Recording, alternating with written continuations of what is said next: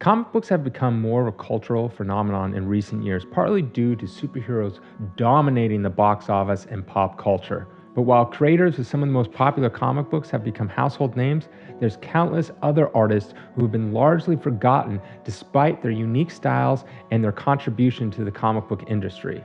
From L.B. Cole, who revolutionized comic book covers with his bold use of primary colors, to Matt Baker, who is the first African American to find success within the comic book industry, and many, many others. Here is 10 forgotten comic book artists. L.B. Cole. Over the years, L.B. Cole has gained a new popularity with today's collectors, mostly due to his bold, distinct covers and use of primary colors that draw people in. Leonard Brandt Cole was born in 1918. At the age of 12, after completing 8th grade, he decided not to go back to school and instead joined the workforce. He got a job at his grandfather's cigar factory, and that is where he got the interest in becoming an artist. He left his grandfather's cigar factory and started to work as a commercial artist. Due to his training in design and advertising, it served him very well for making comic book covers, as they resembled more of a poster advertisement than comic books.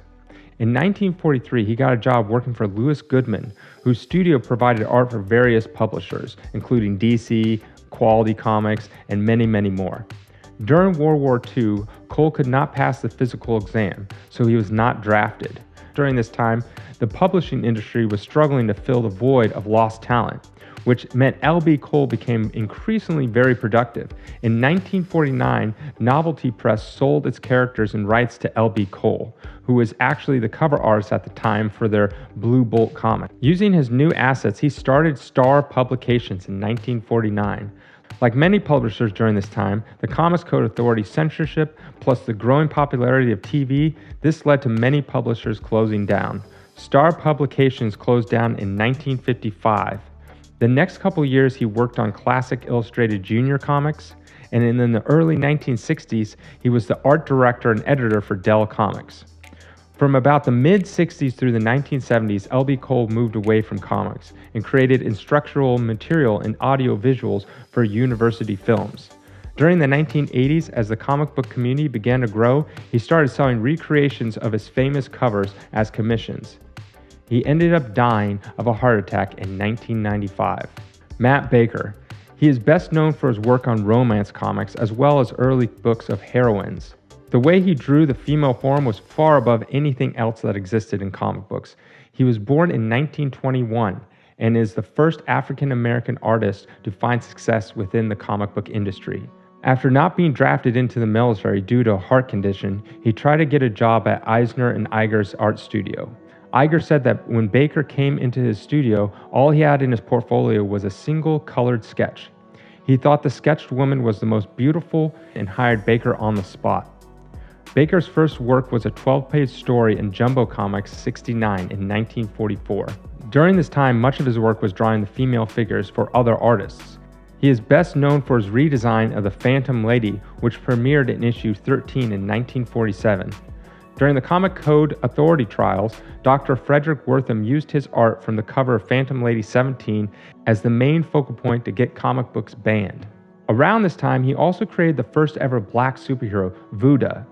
Shortly after, the Comic Code came into effect, which made most comic publishers go out of business. During this time, Baker started focusing mostly on drawing romance comics, as this is what was the hot seller at the time. In the mid-1950s, he started to freelance for Atlas Comics, which was Marvel Comics' name during this time. He mostly did romance and Western comics. He ended up dying of a heart attack at the age of 37 in August of 1959. His last confirmed work was 6 pages in My Own Romance number 73, which was published in 1960 after his death. Jack Cole. With his offbeat sense of humor and cartoony style, Cole found great success with his own creative Plastic Man and working for Playboy magazine in its early years. He was born in 1914. After graduating high school, he tried to get a job as an illustrator for magazines and newspapers.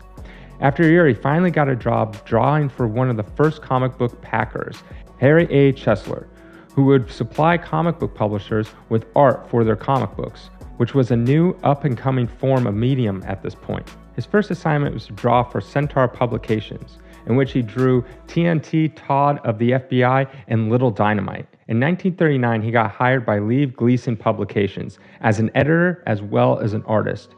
His first job was to revamp their brand new character, Daredevil. Another character he worked on was for MLJ's The Comet in Pep Comics. The Comet became the first superhero to be killed and was replaced by the Hangman. In 1940, he was hired by Quality Comics and mainly worked as a ghost artist for Will Eisner's Spirits comics. After creating many characters that never would become a hit, by 1941 he created his first character that became a huge success. In Police Comics #1, as a backup story, he created Plastic Man.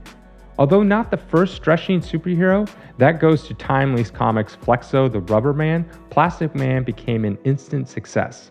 He ended up taking over Police Comics entirely by issue 5. After a while, Cole would just use ghostwriters and artists to produce the Plastic Man comics, but by 1956 the comic book landscape had changed and Plastic Man was canceled. But by this time, Cole had slowly been leaving the comic book industry. He was more focused on drawing risque, good girl art cartoons for Playboy, as well as having a successful full newspaper strip, Betsy and Me. His first art for Playboy appeared in the 5th issue. He would draw a cartoon for every issue until his death. On August 13, 1958, Cole got into a Chevy station wagon and shot himself in the head. Before his death, he mailed a note to his ex-wife, who said it was too personal and sad to reveal. He also sent a note to his boss and friend, Hugh Hefner. It read, "Dear Hef, when you read this, I shall be dead. I cannot go on living with myself and hurting those dear to me. What I do has nothing to do with you. The reason why he did what he did will continue to be a great mystery, as he was becoming more and more successful with his Playboy cartoons and newspaper comic strip." Alex Schomburg.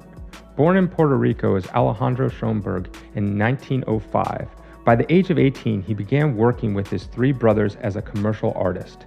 In 1928, he parted ways with his brothers and started working with National Screen Service, creating lantern slides and working on movie trailers. During the 1930s, he also freelanced with Better Productions, producing interior line art for Thrilling Wonder Stories and other pulp magazines.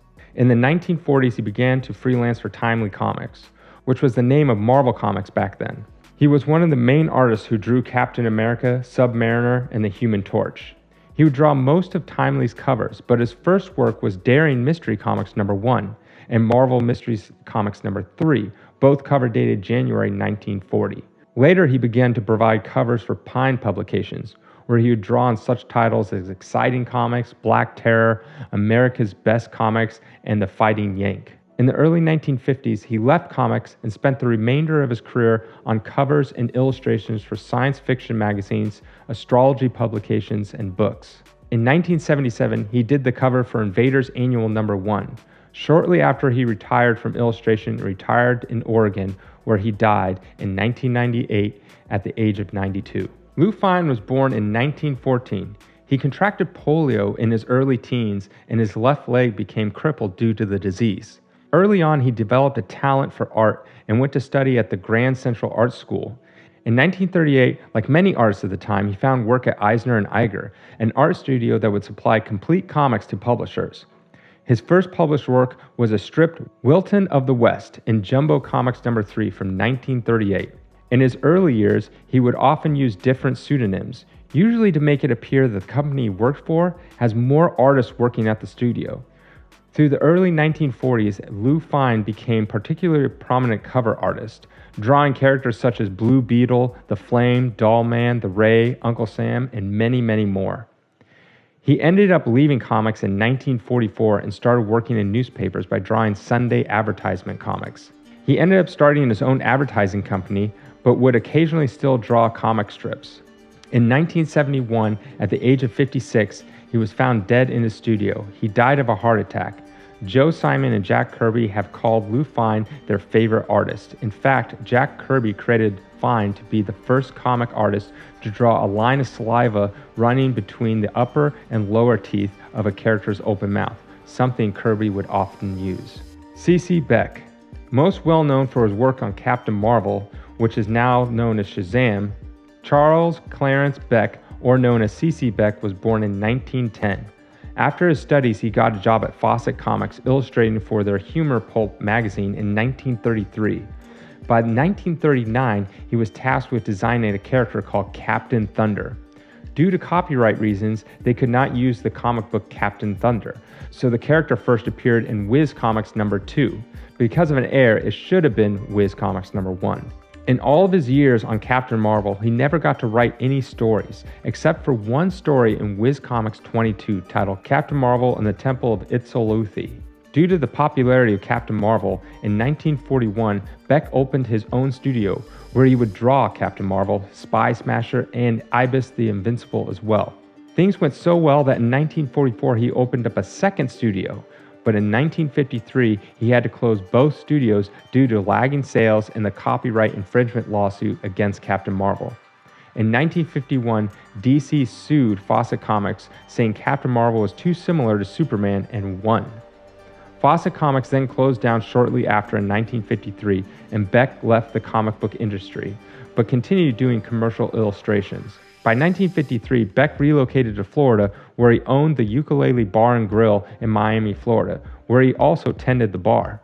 He contacted his friend Joe Simon and expressed he wanted to re-enter comic books, so they gave him work on the Silver Spider, and they pitched it to Harvey Comics, which they rejected. Throughout the years, he tried to re-enter comics, but with little success, until the 1970s, when DC, who now owned the rights to Captain Marvel, reintroduced Shazam into the DC continuity. He worked on Shazam issues 1 through 10, but then left due to creative differences. Throughout the 1970s and the 1980s, he would attend comic conventions and sell recreations of his Golden Age comic covers.